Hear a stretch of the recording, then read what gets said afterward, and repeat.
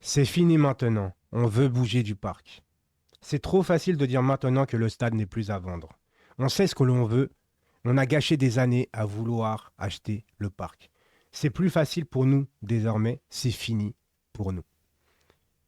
Le PG et le Parc des Princes, c'est terminé. Voilà, Nasser là, vient de le communiquer très clairement. Alors moi, je vais donner mon opinion là-dessus.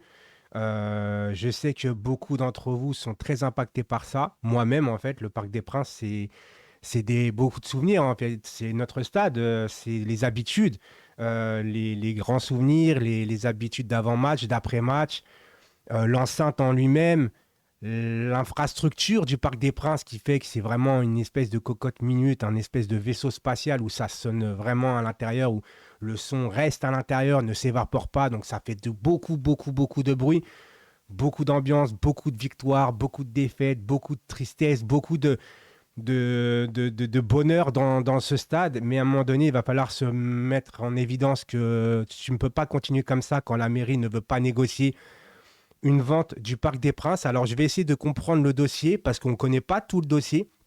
Et ça sert à rien de spéculer, c'est juste que il faut faire attention quand même, il faut prendre avec des pincettes certaines choses parce que il est vrai que on n'a pas tous les dossiers en main de pourquoi, du comment. Ce qui me dérange dans tout ça, c'est quand on nous dit que le parc n'est pas à vendre alors que c'est faux. C'est juste que c'est le prix qu'ils n'ont pas voulu avoir qui fait qu'il n'est pas à vendre. C'est-à-dire que demain, le Qatar se serait aligné sur la demande de la mairie par rapport au prix, le parc était à vendre. Donc c'est pas que le parc n'est pas à vendre, encore une fois, c'est juste que le prix n'est pas en adéquation avec ce qu'ils veulent réellement. Donc déjà, c'est une première chose à prendre en compte. Donc de nous dire que c'est le patrimoine, on ne veut pas laisser le parc au Qatar parce que non, c'est faux. C'est juste que tu n'as pas voulu du prix. C'est pas pareil. Ensuite, il faut faire attention à une certaine chose, parce que moi, je n'ai toujours pas, j'ai cherché, j'ai essayé de vraiment regarder au plus profond du dossier, etc., pour savoir avec exactitude, est-ce que si le Qatar achète le Parc des Princes, est-ce qu'il est rattaché obligatoirement avec le Paris Saint-Germain? Ça, c'est une. Je ne veux pas me faire l'avocat du diable au niveau de la mairie, mais c'est quand même un truc à prendre en compte. C'est-à-dire qu'aujourd'hui, imagine le Qatar achète le Parc des Princes. Ils ont le PSG, ils ont le Parc des Princes. Mais est-ce qu'ils peuvent dissocier les deux? Aujourd'hui, je n'ai aucune réponse à ce sujet-là. Ça veut dire que demain, le Qatar, dans 10 ans, je ne le vois pas lâcher le PSG, mais on ne sait jamais. Imaginez dans 10 ans, ils lâchent le PSG, mais ils veulent garder le Parc des Princes à côté. Où se retrouve le Paris Saint-Germain? Que vont-ils faire du Parc des Princes? Parce qu'attention quand même.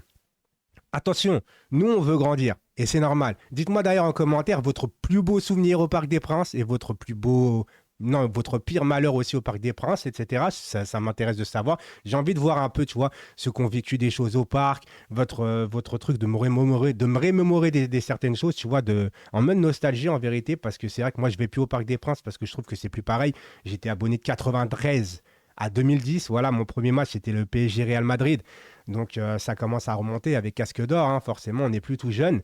Mais le truc, c'est que il faut pas non plus oublier que le Qatar, par exemple, tu vois, ce logo-là, j'ai fait exprès de mettre ce maillot aujourd'hui parce que c'est un de mes plus beaux classicos que j'ai vécu de ma vie, tu vois, avec Marco Simone et Bruno Rodriguez pour les plus anciens.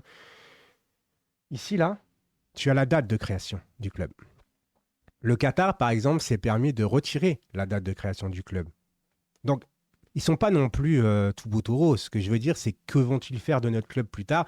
Je n'en sais rien. Alors, ils le mettent très très haut. Je ne vais pas encore critiquer le Qatar par rapport, etc. Mais il est vrai que, tu vois, ils nous ont fait des maillots bizarres dernièrement, avec des bavoirs, des trucs chelous, des maillots roses avec le maillot Surge ou je sais pas quoi, tu vois, des maillots délavés, mode mayonnaise, crème délavée, là, ou je sais pas quoi, tu vois. Donc, ils font des trucs bizarres quand même. Alors le Parc des Princes, si demain ils l'achètent, ils vont le transformer le Parc des Princes en rose ou violet, et ben ils vont avoir le droit, tu vois ce que je veux dire.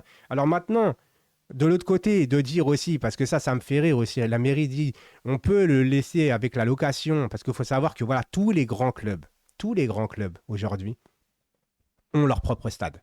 C'est une logique. Voilà, t'es pas en location. Ça existe plus pour les grands clubs, tu vois. Ils ont leur propre stade, ils ont leurs propres bénéfices, etc.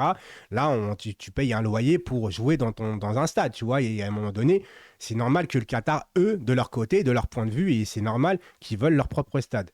Maintenant, où on va aller jouer, j'en sais rien. Mais qu'est-ce que je voulais dire par rapport à ça? C'est que. Attends, j'ai perdu mes mots en vérité. Oui, Quand la mairie dit si le Qatar investit pour agrandir le stade, c'est à leurs frais parce que c'est eux qui vont rentabiliser après les entrées, etc. Ok.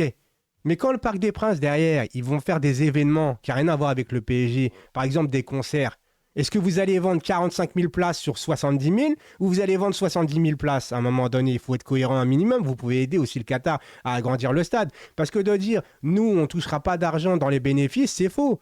Hein, quand DJ Snake, par exemple, vient au Parc des Princes, eh ben, vous prenez les bénéfices parce que vous faites un événement avec le Parc des Princes. Mais si demain, le Parc des Princes, DJ Snake revient, il y a 70 000 spectateurs, eh ben, si vraiment vous êtes en cohérence, ça veut dire que vous allez vendre que 45 000 sur 70 000. Bah non, vous allez vendre les 70 000. Donc, à un moment donné, il faut être cohérent et arrêter de faire les mythos comme ça. Tu vois ce que je veux dire? Moi, en fait, ce qui m'énerve, c'est l'hypocrisie de cette vente de stade, en fait, qui est pour moi d'une hypocrisie totale. C'est juste une question d'argent. Voilà. C'est pas une question de la propriété des Parisiens. C'est un monument historique, bien évidemment que c'est un monument historique. Mais ce monument, même s'il a été, attention, créé, pas pour le Paris Saint-Germain. Il faut savoir que ce Parc des Princes-là, au début, était un vélodrome. Pas le stade Vélodrome, un vélodrome. Tu vois ce que je veux dire? Donc ça a été après pour l'allocation du Paris Saint-Germain, etc., pour revoir l'histoire quand même, et pour dire que le Parc des Princes n'a pas appartenu d'entrée de jeu, a été construit pour le Paris Saint-Germain. Parce qu'au début, le PSG, même en vrai, hein, ça faisait pas beaucoup d'entrées. Ce que je veux dire, il faut revoir l'histoire du PSG pour comprendre un peu le Parc des Princes. Il ne faut pas tout mélanger non plus. Mais là, aujourd'hui, si le PSG s'en va, qu'est-ce que vous allez devenir avec le Parc des Princes en fait? Qu'est-ce que vous allez faire avec le Parc des Princes? Vous allez faire des piscines l'été? Vous allez faire quoi enfin, l'hiver, vous allez. Enfin, Pour moi, ça n'a aucun sens. En vérité, ça n'a aucun sens cette histoire. Maintenant, de savoir où le Paris Saint-Germain va jouer, est-ce que je préfère que le PSG construise un nouveau stade ou aille directement dans un stade déjà préétabli, en vérité. Et là, on commence à me parler, bon, Stade de France, apparemment, c'est mort. De toute façon, je ne voulais pas du Stade de France parce que Stade de France, c'est un stade qui ne, qui ne résonne pas football, en vérité. Je vous assure, j'ai déjà été au Stade de France, même pour voir le PSG d'ailleurs, pas que pour l'équipe de France. J'ai été voir une finale de Coupe de France entre le PSG et Auxerre. Ouais, ça remonte aussi, je suis désolé, mais et l'ambiance, ça s'évapore, etc. J'aime pas du tout, j'aime pas du tout. Après, on commence à me parler du stade Jean-Bouin ou je sais pas quoi, mais tous ces stades, ça appartient aussi à la mairie, il me semble, non? Donc, ça va être un peu compliqué. Donc, il reste à construire notre propre stade avec notre propre identité. Maintenant, j'ai un peu de mal avec ça. Alors, je sais carrément qu'il y a des supporters, si on quitte le parc, ils veulent plus être supporters du PSG. Alors ça, je pense que c'est quand même un peu l'extrême. Tu vois ce que je veux dire? À un moment donné, il faut comprendre aussi la situation de l'entrepreneuriat, bien évidemment. Putain, je vais avoir du mal. Hein. AVC, va-t'en. Euh, donc voilà, les gars, à un moment donné, moi, de toute façon, j'allais plus au Parc des Princes. Ce que je veux dire par là, c'est que moi, voilà, le parc, il s'est arrêté pour moi en 2010. Voilà. Quand il y a eu la dissolution des supporters, quand ça a arrêté entre Auteuil et Boulogne, alors oui, il fallait faire quelque chose, parce que je refais un peu l'histoire quand même, parce que ça me fait plaisir de parler du Parc des Princes. Oui, il fallait faire quelque chose, parce qu'il y a eu quand même 2 morts au Parc des Princes. Il ne faut pas non plus mettre ça de côté comme si qu'il s'était jamais rien passé. Il y avait une tribune Boulogne qui était un peu très centrée extrême droite contre Auteuil, le reste de la population. En vérité, il y a eu des histoires de politique. On va pas se mentir. Je dis pas que tout Boulogne était d'extrême droite. C'est pas mes propos encore une fois. Mais il y avait cette divergence clairement où les supporters entre eux se battaient. Tu vois ce que je veux dire? Même quand tu allais à l'extérieur, les mecs se foutaient sur la gueule. À un moment donné, il fallait dire stop. Alors là, le stop était trop pour ma part radical parce qu'encore une fois, dans tous les stades, que ce soit au Parc des Princes ou ailleurs, vous avez des caméras 4K. Vous pouvez voir une verrue sur un nez. Non, mais à un moment donné, vous pouvez savoir qui sont les responsables sans. On n'est pas à l'école en mode il y a quelqu'un qui va jeter une boulette de papier sur un prof, le prof va pas voir, il va punir toute la classe. C'est exactement ce qui s'est passé au Parc des Princes. C'est qu'à un moment donné, ils n'ont pas voulu se prendre la tête, ils ont viré tout le monde. Même si tu n'as rien fait, tu étais viré. Voilà.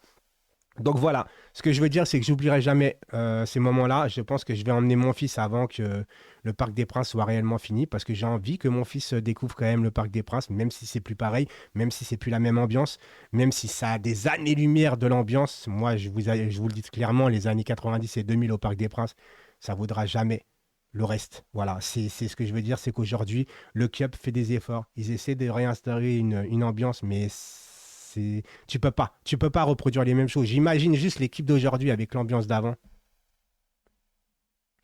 C'était mon rêve, ça, en fait. l'ambiance d'avant avec l'équipe d'aujourd'hui. Et encore, l'équipe d'aujourd'hui, on peut encore en parler hein, par rapport aux frissons, etc. Mais ça, c'est encore une autre histoire parce que maintenant, tu as des supporters de joueurs, etc. Et c'est un peu plus compliqué. Je vous parle vraiment avec le cœur là. Hein, tu vois, je sais même pas ce que j'allais dire en vérité. J'ai appuyé sur le bouton, je me suis dit, je me lance et on verra ce qu'on va dire. Peut-être si vous allez m'écouter jusqu'au bout ou pas, j'en sais rien.